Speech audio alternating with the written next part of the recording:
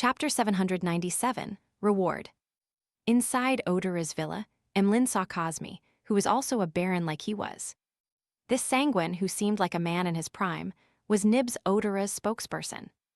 "I'm also a baron, and one that recently achieved adulthood at that." Emlyn mumbled inwardly. He got up from the sofa in the activity room and bowed. "Good evening, my lord." Cosme was just about to say something when his nose twitched. He then cast his gaze towards the wooden chest beside Emlyn's feet. The smell of fresh blood. As he asked in puzzlement, he seemed to connect the dots and added after a second of thought, "You killed another target." Emlyn curled his lips and shook his head. "No." Then, before Cosme could ask further, his smile turned profound. "Not one, but two." "Two?" The middle-aged gentleman was taken aback as he watched Emlyn bend down to open the lid. During this process, Emlyn's facial muscles winced a little as this series of actions had touched the wound on his right hand. Holding back the change in his expression, Emlyn allowed his arm to hang down slightly, allowing the chest to tilt and reveal its contents to the sanguine baron opposite him. Two charred, bloody heads were stuffed inside a pile of old newspapers. By the side were two transparent objects which resembled hearts, one red with vitality and the other nearly black. This impactful scene was reflected in Cosme's eyes as he looked up in surprise, staring at Emlyn blankly as he blurted, "You did this." Although he had only managed to recognize one head being Golly's Kevin S., but the two vampire Beyonder characteristics couldn't be faked. Emlyn put down the wooden chest and allowed his right hand to hang down naturally. Surreptitiously, he flicked his right hand very slightly along the corners of his trousers as he replied with a smile, "Of course. This is the thing. After receiving the £7,000 reward back then, I bought a particular baron's legacy at a particular Beyonder gathering. With it, I advanced. I don't wish to use money to satisfy the murderers who hunt us sanguine, but I didn't wish for this legacy to land in the hands of others. Besides, the seller wasn't necessarily the hunter." Taking this opportunity, Emlyn revealed the fact that he had already become a baron. Furthermore, every word he said was the truth. This was a technique he had learned from the Tarot Club. "I long knew that you were a baron. Do you think your frequent purchases of all kinds of items with spirituality and the borrowing of books that explain potions would go unnoticed? If it weren't because of certain factors, we would have questioned you long ago. What I'm surprised about is your combat ability.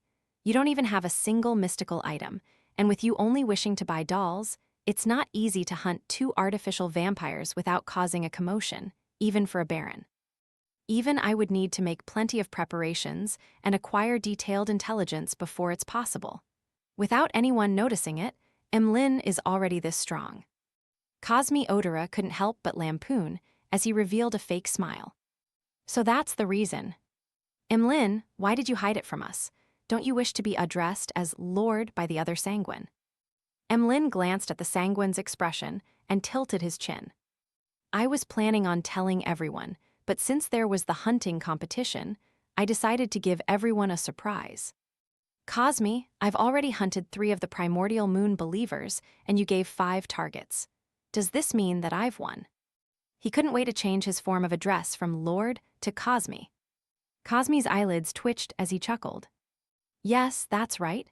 You can ignore the 2 other targets. Leave it to Ruse Bathory and the rest.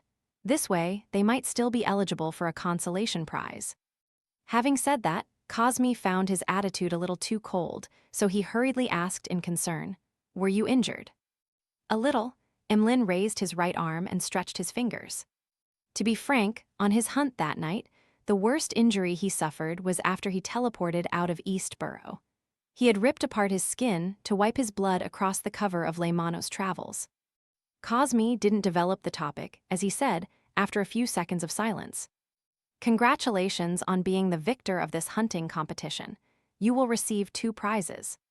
First, if there's a chance to become a Viscount in the future, you will enter the final list of candidates, receiving free help for the ritual. Second, you will obtain a mystical item. It's a ring personally created by the ancestor. Although it doesn't contain any godhood, it possesses potent and very mystical powers. As the ancestor didn't name it, we all call it Lilith's ring. Also, according to convention, these two Beyonder characteristics will belong to the entire Sanguine race. This way, we might be able to have 2 more newborns, and you would receive £3,000 in cash in return. A ring personally created, made by the ancestor. Although Emlyn was somewhat disappointed that the reward wasn't a Viscount's Beyonder characteristic. With it only being candidature and a free ritual, the ring made by Sanguine ancestor Lilith herself was enough to put things right. To a proud Sanguine with a sense of racial superiority, this was the highest form of honor. As his joy was quelled, Emlyn, who had participated in several tarot gatherings and had completed 2 hunts, felt that things weren't that simple. I was sent by the ancestor to Mr. Fool, and now I'm receiving a ring from the ancestor. Isn't that too much of a coincidence? Emlyn thought for a moment and couldn't figure out the answer. He finally decided to pray to Mr. Fool later, describe the entire situation, and see what advice he could give him. Noticing that Emlyn's joy had subsided and that he had remained silent for more than 10 seconds, Cosme cleared his throat. That ring and the cash will be given to you tomorrow. When the time comes, I'll summon Ruse Bathory and Company, officially announcing your victory in this hunting competition. Then, the ring will be given to you. No problem. Although Emlyn lacked the experience in such matters, he knew that rewards couldn't be given in private. It needed to be given in front of all the participants. Without staying any longer, he bade farewell and left Odora's villa in a rental carriage. As the carriage slowly drove off, Emlyn took a look at the crimson moon, which was hanging silently in the sky. His mind gradually calmed as he couldn't help but recall everything that happened that very day. From that, he concluded lessons and gained experience. Finally, he began counting how many Beyonder powers he needed to record onto Leymano's travels. I used all of the 5 lightning strikes, 1 teleportation, 1 door opening, 1 astromancy, a total of 8 times. In addition to that, I need to pay 2 additional powers, making it 10. This will be a little difficult. There are some Beyonder powers that probably can't be recorded. For example, my self-recovery powers. I can only repeat them. Heth, after I obtain the Ancestor's Ring, I can try recording the Beyonder powers it possesses. Lilith's Ring. Above the gray fog in the palace that looked like a giant's residence, Klein sat in the high-back chair belonging to the Fool as he quietly pondered over Emlyn White's prayer. He had originally imagined that he would be woken up in the middle of the night, having to provide a particular inexperienced vampire help. But to his surprise, Emlyn had finished everything by 11 and had even submitted the mission in. Back then, Emlyn prayed to the Fool because of a revelation from the ancient god Lilith. Now, he has received her ring. Regardless of who Lilith is, I need to be wary and observe. Klein seriously contemplated for a few seconds before replying to Emlyn's prayer in a staid manner. When praying to me or participating in the gathering in the future, take off that ring. After giving his instructions, Klein returned to the real world. Without worrying about being woken up in the middle of the night, he slept till daybreak. After breakfast and taking a rest, it was time for his etiquette lessons with Wahana.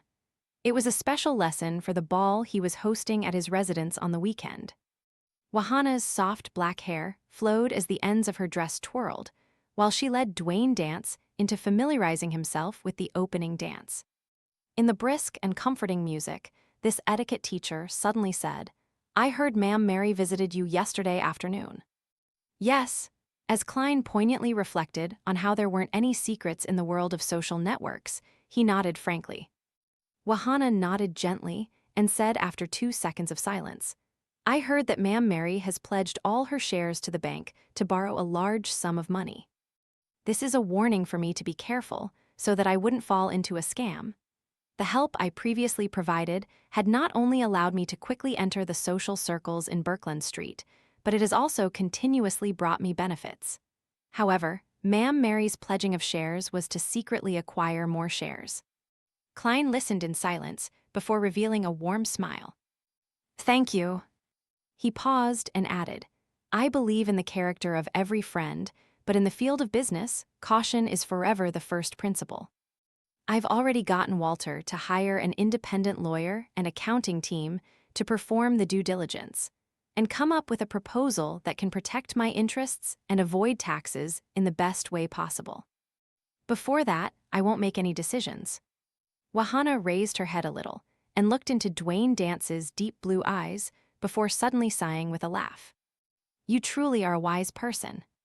Klein originally wanted to attribute it to maturity, but thinking back to how Wahana's husband had previously been in a scam over his cloth, and he had only managed to reduce his losses thanks to him, such an answer easily made her imagine things and make comparisons. Since it would appear like a mockery, he changed his excuse and said with a chuckle, "My wisdom comes from the lessons I've received in the past. It's hard to imagine you being duped." Wahana chuckled as she lowered her head. Is it due to all your experiences that you can appreciate the different kinds of charms for all kinds of ladies? When is this rumor ever going to end? Klein said with a helpless smile, every flower has something beautiful about it. After familiarizing himself with the entire process and the corresponding dance, Klein walked Wahana out. Together with his valet, Richardson, he took up Ma'am Mary's invitation and headed for the Coim Company in Sherwood Borough.